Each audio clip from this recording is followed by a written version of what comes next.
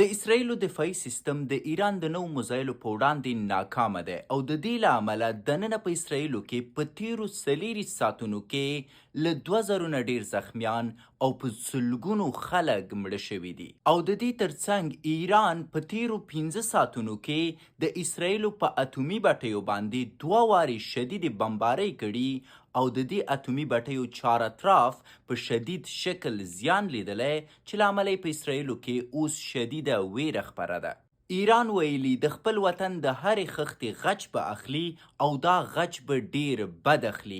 دا په داسې حال کې ده چې دننه په اسرایلو کې خلک په 2 ډلو ویشل شوي.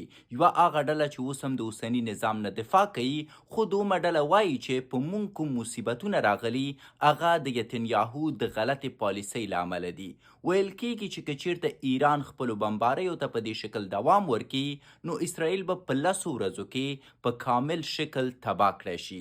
ستاسو یې په اړه نظر څه دی؟ حتما راته ووایاست.